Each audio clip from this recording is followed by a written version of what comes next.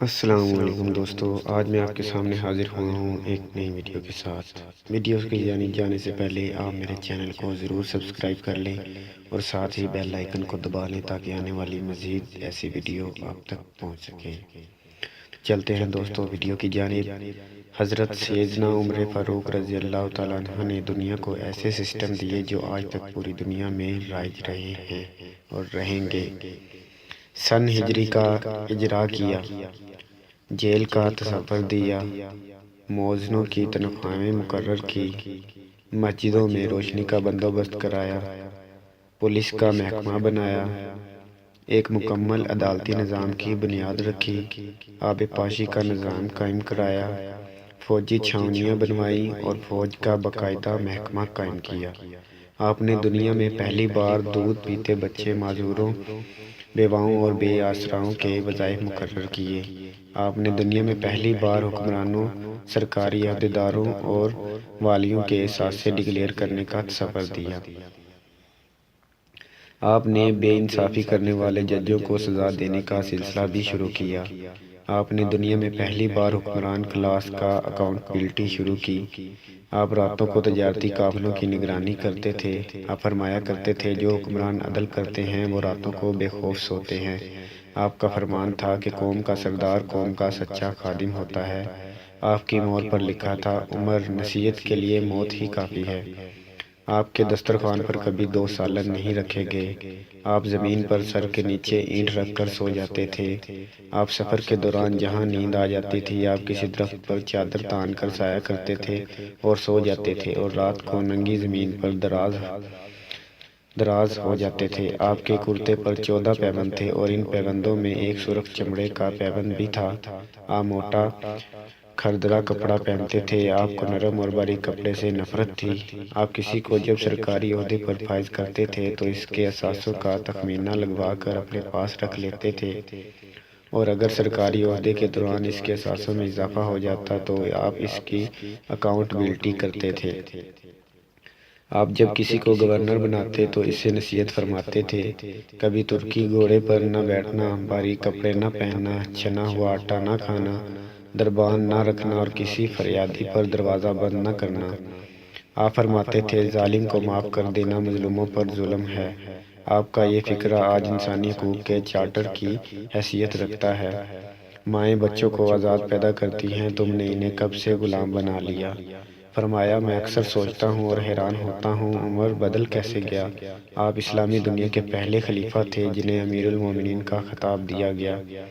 دنیا کے تمام مذاہب کی کوئی نہ کوئی خصوصیت ہے، اسلام کی سب سے بڑی خصوصیت عدل ہے اور حضرت عمر فاروق رضی اللہ تعالیٰ عنہ وہ شخصیت ہیں جو اس خصوصیت پر پورا اترتے ہیں۔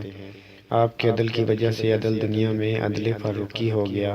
آپ شہادت کے وقت مقروض تھے، چنانچہ آپ کی وصیت کے مطابق آپ کا واحد مکان بیچ کر آپ کا قرض ادا کر دیا گیا اور آپ دنیا کے واحد حکمران تھے جو فرمایا کرتے تھے میرے دور میں اگر فرات کے کنارے کوئی کتا بھی بھوک سے مر گیا تو اس کی سزا حضرت عمر فاروق رضی اللہ تعالیٰ عنہ کو بھگتنا پڑے گی۔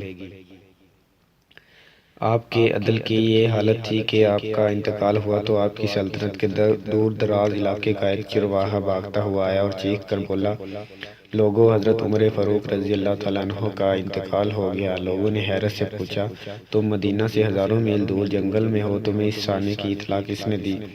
چرواہا بولا، جب تک حضرت عمر فاروق رضی اللہ تعالیٰ عنہ زندہ تھے میری بھیڑییں جنگل میں بے خوف پھرتی تھی اور کوئی درندہ ان کی طرف آنکھ اٹھا کر نہیں دیکھتا تھا، لیکن آج پہلی بار ایک بھیڑیا میری بھیڑ کا بچہ اٹھا کر لے گیا۔ میں نے بھیڑیے کی جرات سے جان لیا کہ آج دنیا میں حضرت عمر فاروق رضی اللہ تعالیٰ عنہ موجود نہیں ہیں۔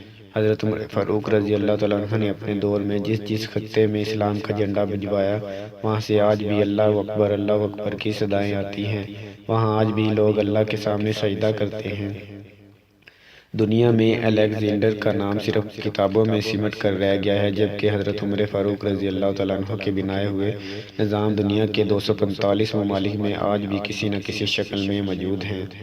آج بھی جب کسی ڈاک خانے سے کوئی خط نکلتا ہے، پولیس کا کوئی سپاہی وردی پہنتا ہے، کوئی فوجی جوان 6 ماہ بعد چھٹی پر جاتا ہے، یا پھر حکومت کسی بچے، معذور، بیوہ یا ہے آسرا شخص کو وظیفہ دیتی ہے، تو وہ معاشرہ، وہ سوسائٹی بے اختیار حضرت عمر فاروق رضی اللہ تعالیٰ عنہ کو عظیم تسلیم کرتی ہے۔ وہ انہیں تاریخ کا سب سے بڑا سکندر مان لیتی ہے، ماں سوائے ان مسلمانوں کے جو آج احساس کمتری کے شدید احساس میں کلمہ تک پڑھنے سے پہلے دائیں بائیں دیکھتے ہیں۔ مسلمانوں نے ایک بار انگریز سرکار کو دھمکی دی تھی کہ اگر ہم گھروں سے نکل پڑے تو تمہیں چنگیز خان یاد آ جائے گا۔ اس پر جواہر لال نہرو نے مسکرا کر کہا تھا کہ افسوس، آج چنگیز خان کی دھمکی دینے والے مسلمان یہ بھول گئے، ان کی تاریخ میں ایک حضرت عمر فاروق رضی اللہ تعالیٰ عنہ بھی تھا، جن کے بارے میں مستشرقین اعتراف کرتے ہیں کہ اسلام میں اگر ایک عمر اور ہوتا تو آج دنیا میں صرف اسلام ہی دین ہوتا۔ دوستو، چلتے چلتے ہمیشہ کی طرح وہی ایک آخری بات عرض کرتا چلوں کہ اگر کبھی کوئی ویڈیو کال، واقعہ، کہانی یا تحریر وغیرہ اچھی لگا کرے تو مطالعے کے بعد مزید تھوڑی سی زحمت فرما کر اپنے دوستوں سے بھی شیئر کر لیا کیجیے۔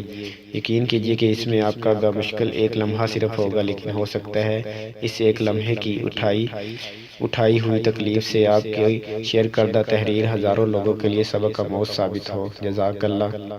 دوستو، اسی کے ساتھ میرے چینل کو ضرور سبسکرائب کر لیجیے گا۔